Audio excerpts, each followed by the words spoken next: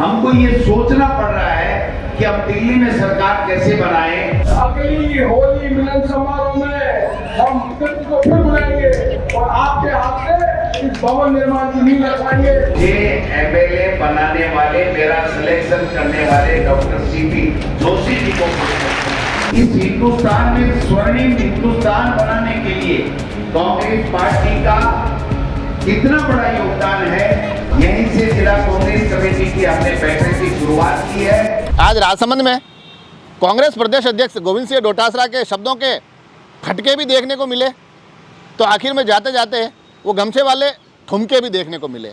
एक बड़े लंबे समय बाद राजसमंद कांग्रेस एकजुट नजर आई, एक साथ नजर आई, उल्लास और जोश में दिखाई दी।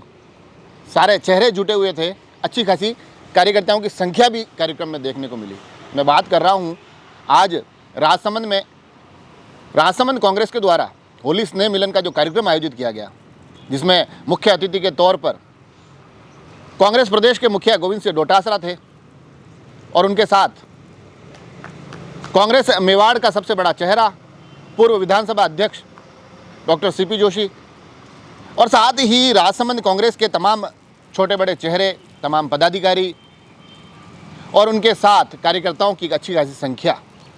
कुल मिलाकर जो कार्यक्रम था, उसके बाद ये कहा जा सकता है कि लंबे समय से कांग्रेस को जिस एक ऊर्जा की आवश्यकता थी, वो ऊर्जा कहीं ना कहीं इस कार्यक्रम के माध्यम से वहाँ महसूस की जा सकती थी।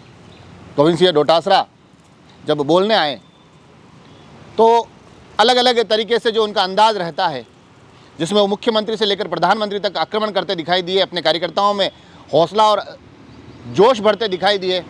साथ ही बीच में कुछ छोटी मोटी चुटकियाँ भी वो लेते दिखाई दिए, रेवत राम डांगा का भी जिक्र करते नजर आए। मगर कुल मिलाकर कांग्रेस को कहीं ना कहीं आगे आने वाले चुनावों के लिए वो तैयार करते दिखाई दिए। उनके आने से पहले, कार्यक्रम की शुरुआत से पहले एक बैठक के माध्यम से कांग्रेस के तमाम पदाधिकारियों को वो संबोधित करते दिखाई दिए। वहाँ आगे कांग्रेस की रणनीति पर विचार विमर्श होता दिखाई दिया और उसके बाद जब चीज़ें मंच की तरफ बढ़ी, वहाँ स्वागत के क्रम चले और स्वागत के इस क्रम के बाद जब आगे वक्ताओं की बारी आई, तो क्योंकि कार्यक्रम आज तय समय से थोड़ा लेट हो चुका था, वक्ताओं की संख्या सीमित दिखी। मंच पर उद्बोधन के अगर स्वरूप देखा जाए तो सर्वप्रथम सीपी जोशी आए और उसके बाद सीधा प्रदेश अध्यक्ष कांग्रेस को बुला लिया गया।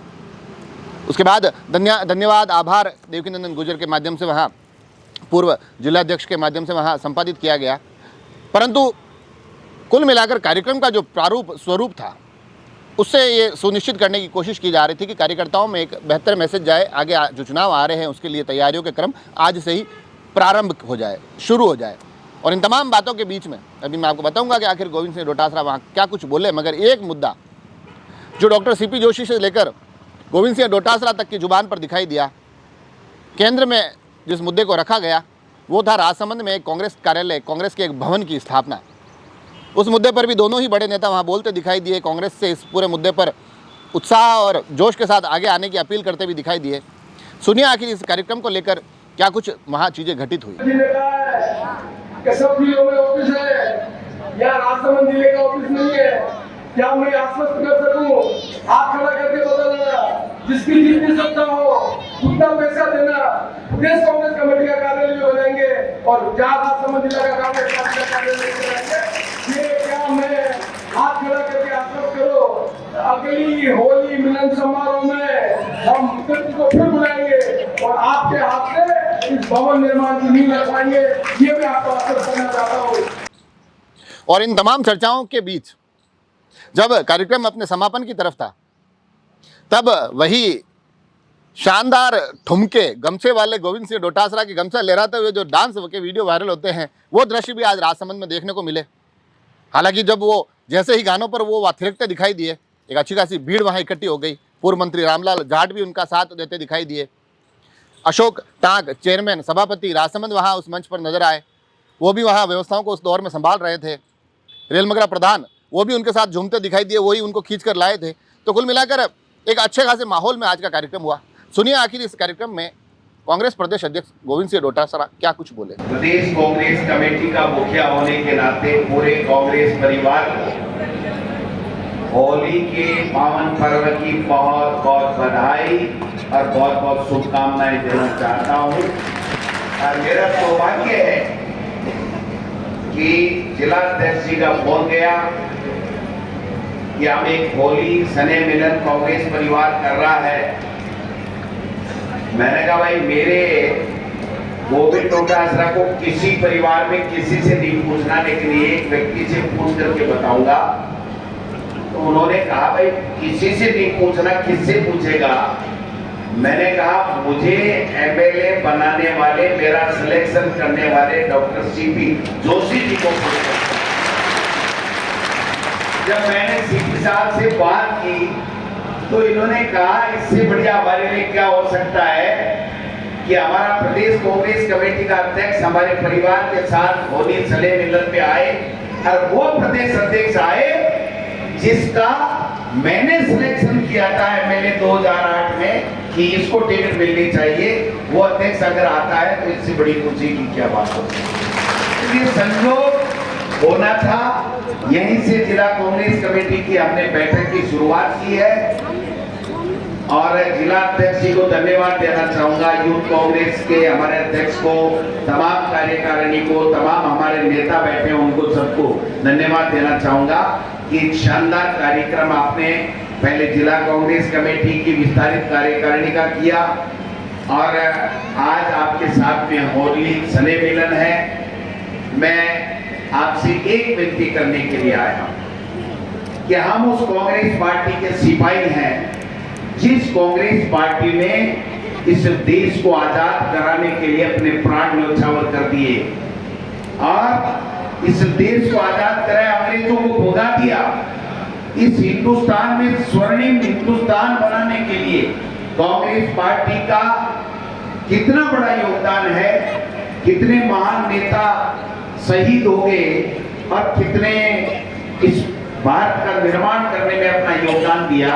आज उस कांग्रेस पार्टी को हमको ये सोचना पड़ रहा है कि हम दिल्ली में सरकार कैसे बनाएं, हम राजस्थान में पुनः सरकार में क्यों नहीं आ पाए, हम कैसे बनाएं। ये हमारे सबके लिए चिंता का विषय होना चाहिए और हमें ऐसे अवसरों के ऊपर सबके साथ मिलकर के एक संकल्प लेना चाहिए कि हम उस कांग्रेस पार्टी के सिपाही हैं जिस कांग्रेस पार्टी ने की नेता स्वर्गीय इंदिरा गांधी जी ने देश की एकता और अखंडता के लिए सीने पे गोलियां खाई, जिस कांग्रेस पार्टी और जिस देश को बनाने के लिए, जिस देश को गुलाम नहीं हो जाए, जिस देश में भाईचारा कायम रहे, इसके लिए स्वर्गीय प्रधानमंत्री राजीव गांधी जी बलिदान हो गए और जिस कांग्रेस पार्टी की त्याग तपस्या की मूर्ति सोनिया गांधी जी, जिसने प्रधानमंत्री का पद ठुकरा दिया कि मेरा कांग्रेस परिवार रहे और मनमोहन सिंह जी, सरदार मनमोहन सिंह जी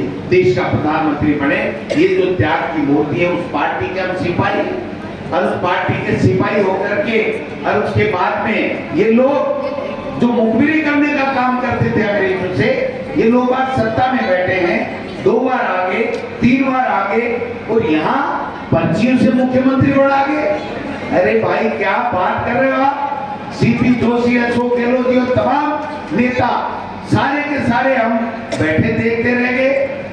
हमें कोई कोई तो कमी होगी जिसकी वजह से ये लोग बात सरकार बना के आगे, इनके झूठे जो दावे थे, इनकी झूठ था, इनका पाखंड था, उसको हम तोड़ नहीं पाए, जनता में हम इनकी सच्चाई बता नहीं पाए, ये हमारी कमजोरी रही।